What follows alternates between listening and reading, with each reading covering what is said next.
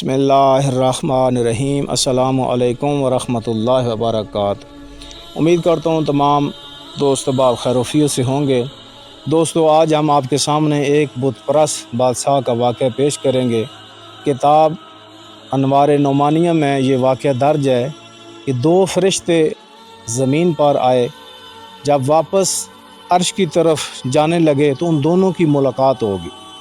ایک نے دوسرے سے پوچھا کہ تم زمین پر کیا کرنے گئے تھے؟ تو اس نے بتایا کہ میرا واقعہ بڑا عجیب ہے کہ اللہ کی ذات نے مجھے زمین پر بھیجا۔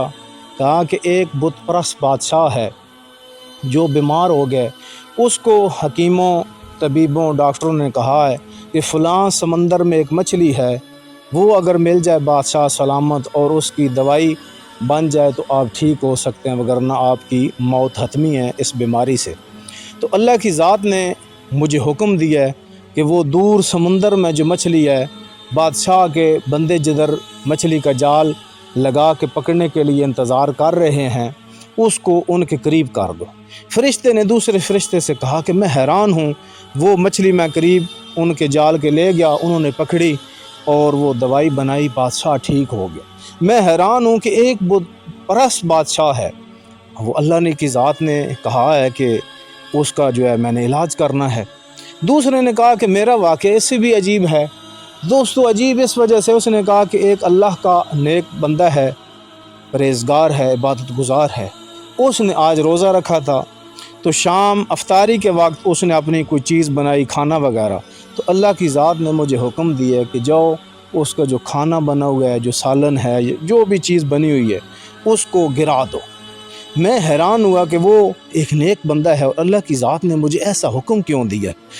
دونوں فرشتے جب واپس عرش کی طرف گئے جدھر ان کی اللہ نے ڈپٹی لگائی تھی، اللہ کی بارگاہ میں آرزو کی کہ مالک، ہم حیران پریشان ہیں کہ ہم دونوں گئے ہیں اور دونوں واقع بڑے عجیب و غریب ہیں۔ تو آواز قدرت آئی، دونوں فرشتوں سے کہا کہ اے میرے ملائکہ، میں کریم خالق ہوں، میں تم سے بہتر جانتا ہوں۔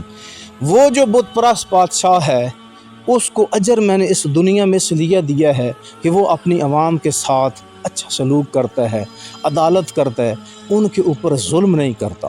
اس نے وہ جو نیکی کی ہے، بت پرست وہ ضرور ہے، اس کی نیکی کا بدلہ میں کریم خالق چاہتا ہوں کہ اس دنیا میں ہی اس کو دے دوں۔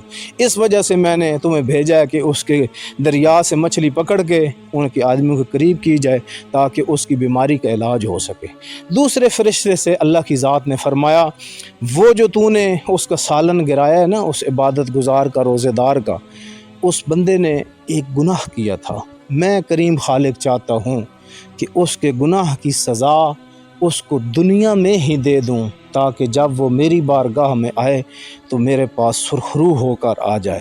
تو دوستو، اس سے ہمیں یہ سبق ملتا ہے کہ ہمیں بھی اپنا صبر کرنا چاہیے۔ یہ ہمارے اوپر جو مصیبتیں آتی ہیں، دکھ تکلیفیں آتی ہیں، یا یہ آزمائش ہوتی ہے، مولا امام جعفر صادق علیہ الصلوۃ والسلام فرماتے ہیں، یا پھر ہمارے گناہوں کا کفارہ ہوتا ہے۔ اس لیے معصوم نے فرمایا کہ دنیا مومن کے لیے قید خانہ ہے اور کافر کے لیے جنت ہے۔